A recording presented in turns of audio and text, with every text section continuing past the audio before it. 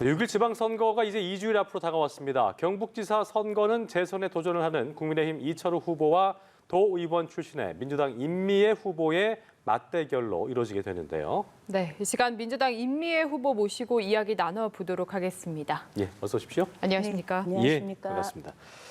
자, 민주당 내에서 경북지사 공천 신청자가 없는 것으로 좀 들었습니다. 네. 그만큼 경북이 좀 어려운 지역으로 좀 볼 수 있는 상황인 건데 먼저 우리 임 후보께서 쉽지 않은 도전을 결정하신 이유부터 좀 들어보겠습니다. 경북의 민주당 정치인 중에 저만큼 이철우 후보를 잘 알고 있는 정치인은 아마 없을 겁니다. 그렇습니까? 예, 2018년도에 이철우 후보는 도지사로 취임을 했고 예. 저는 도의원으로 취임을 하면서 지난 4년 동안 도정을 제가 옆에서 지켜봤지 않습니까? 예. 예, 그래서 그분의 활동에 대한 그리고 뭐 이렇게 과정이 어땠는지를 제가 가장 잘 알고 있기 때문에 처음에 제안을 받았을 때는 좀 부담스럽기는 했지만 돌이켜 생각해 보면 나만큼 이철우를 제대로 평가할 수 있는 사람은 없다. 적임자는 나다. 이런 생각을 하게 됐습니다. 예.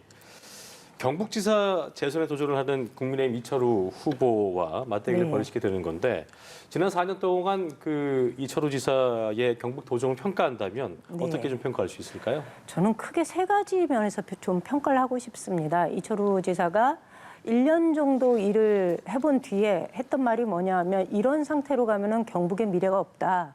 대구와 경북을 통합해야 된다. 그래서 행정 통합을 끌고 나왔습니다. 그런데 그때 많은 사람들이 걱정을 했고 이것이 현실적으로 의미가 없다라고 지적을 했는데 그것에 대해서 모르쇠로 일관하셨거든요.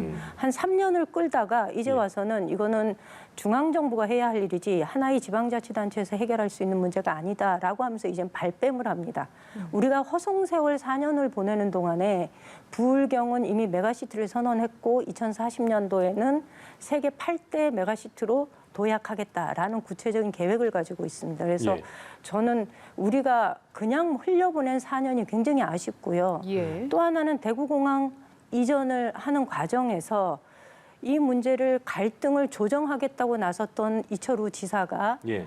갈등을 해결한 것이 아니라 갈등을 오히려 뭐 소를 산으로 끌고 가는 것처럼 엉뚱한 방향으로 풀었습니다. 그래서 군의를 대구로 편입시켜주지 않으면 공항 이전이 지금 전혀 이루어지지 않는 상황까지 도래했습니다. 그래서 갈등 조정 능력에 있어서는 누구보다도 좀 무능력한 모습을 보이지 않았나 이렇게 평가를 합니다. 그리고 또 하나는 글로벌 기업 경영 트렌드를 제대로 읽지 못하고 오로지 원전과 SMR에만 매달려서 기업의 현실적인 알리백 요구에 대해서 전혀 응답해주지 못하는 안목의 부재. 저는 이렇게 세 가지 면에서 평가를 좀 하고 싶습니다. 네, 지금 이야기만 들어봐도 4년 동안 도의원으로서 경북 도정에 대해서 정말 고민을 많이 하신 네, 것 같고 문제점도 많이 알고 계신 것 같은데 그렇다면 이제 구체적으로 만약에 도지사가 된다면 경북 도정을 어떻게 끌어나가실 계획인지 앞으로의 좀 계획을 들어봐야 할 것 같습니다. 네, 저는 무엇보다도 경북이 안고 있는 가장 큰 문제 중에 하나는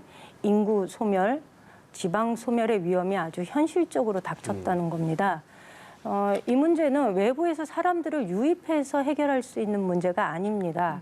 살고 있는 사람들의 삶의 질을 어떻게 높일 것인가 이 문제에 집중할 때만이 이 문제는 해결할 수 있다고 봅니다. 그래서 저는 지금 경북이 갖고 있는 큰 문제 중에 하나가 치료 가능 사망률이 굉장히 높거든요. 그래서 공공의료원 경북의료원을 설립해서 공공의료 체계를 확립하고 치료 가능 사망률을 낮추고 그리고 포항에 국립암센터 분원을 유치하는 것에서 시작을 해서 정주 여건을 개선하는 데 좀 집중을 할 생각입니다. 예를 들면 농촌 지역의 경우는 재래식 화장실을 그대로 아직도 사용하고 있기 때문에 노인들이 예. 낙상 사고로 불의 사고로 돌아가시는 경우가 참 많거든요. 그래서 그렇군요. 정주 여건을 개선하는 데 집중할 계획입니다. 예.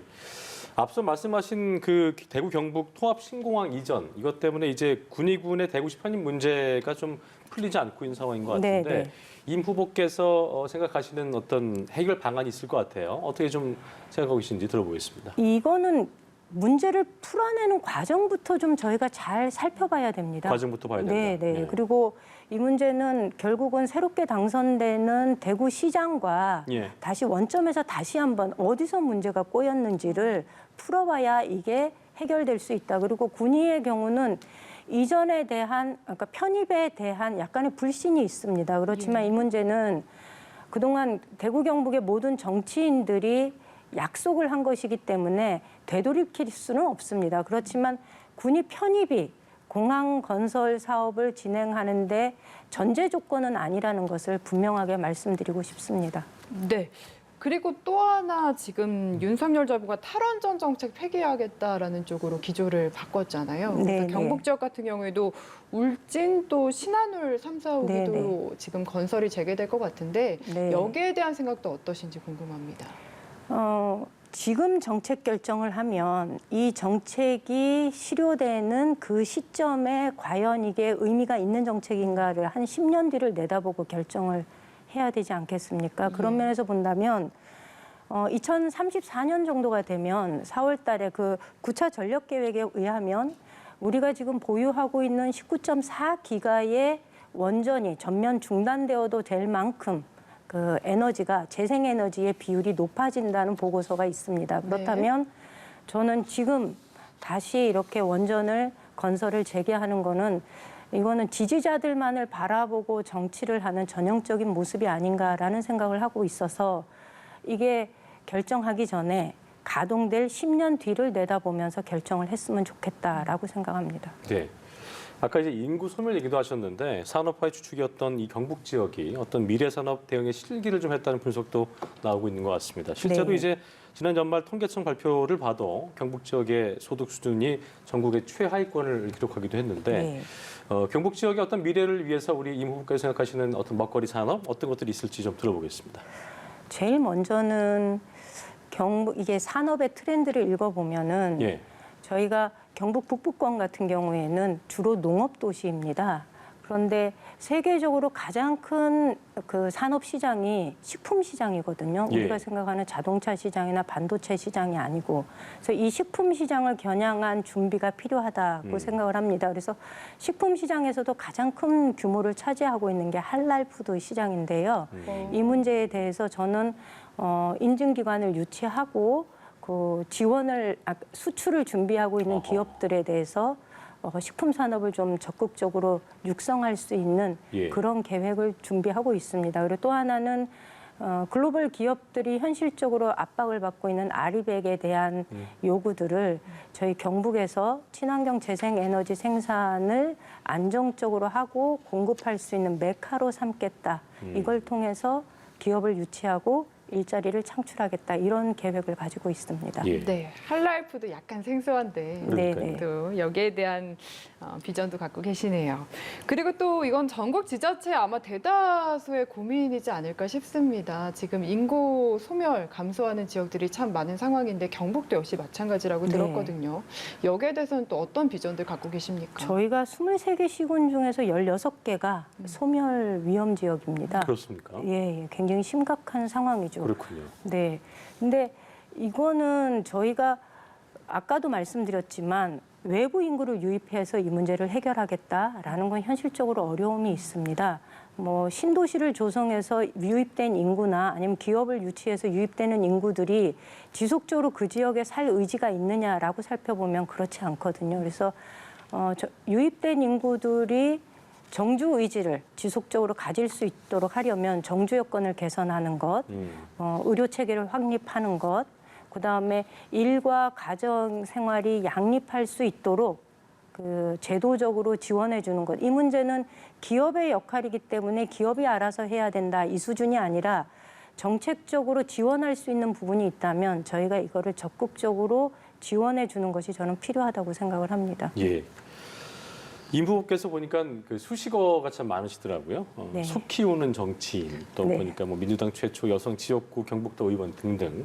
여기에다 이제 이번에는 민주당 유일의 여성 광역단체장 후보로 나오신 건데 개인적으로 앞으로 어떤 수식어가 붙었으면 좋겠다라는 바람이 있을 것 같습니다. 들어보겠습니다. 도전의 아이콘? 도전의 아이콘. 네. 어떤 내용입니까? 경북에서 저와 같은 이렇게 경로를 거쳐온 여성 정치인 없습니다. 근데 저는 전형적으로 지방자치 30년의 역사를 통해서 바닥에서부터 성장한 풀뿌리 정치인입니다. 예. 그래서 수많은 여성들이 저처럼 지역에서 주민들과 호흡하면서 정치인으로 성장해 나가고 지역의 문제를 해결하는, 그러면서 끊임없이 도전해 나가는 그런 하나의 모범이 되고 싶다라는 생각을 합니다. 그래서 도전의 아이콘 그렇게 되고 싶습니다. 알겠습니다. 네. 저희가 생방송이고 또 시간이 많이 부족하다 보니까 좀 정책 위주로 딱딱하게 진행을 해봤는데 네. 마지막으로 이제 6일 지방선거 딱 2주 남은 상황인데 네. 또 시청자분들께 꼭 하고 싶은 이야기 있다면 편하게 말씀해 주시죠. 지금 경북이 굉장히 위기입니다. 개인 소득도 위기고 안전지수도 최하위권 5등급을 받고 있고 산업도 위기고, 그런데 저는 이런 모든 위기의 원인이 저는 예. 정치의 위기에서 비롯되었다 봅니다.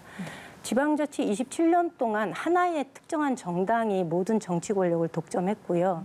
건강한 비판이나 견제가 사라진 상황에서는 제대로 된 경북을 만들어 나가기가 어렵습니다. 그래서 이번 지방선거는 위기에 빠진 경북의 정치를 되살릴 수 있는 기회다, 이렇게 생각합니다. 그래서 경북 도민 여러분께서 저희 민주당뿐만이 아니라 정의당, 녹색당, 또 무소속까지 서로 다른 목소리를 내는 정치인들을 키워주고 격려해주는 그런 기회로, 일할 기회를 주는 기회로 만들어주셨으면 합니다. 예. 앞으로 선거운동 잘 해나가시기를 저희도 바라보지 않겠습니다. 지금까지 임미애 민주당 경북지사 후보와 함께 이야기 나눠봤습니다. 오늘 말씀 고맙습니다. 예, 감사합니다. 감사합니다.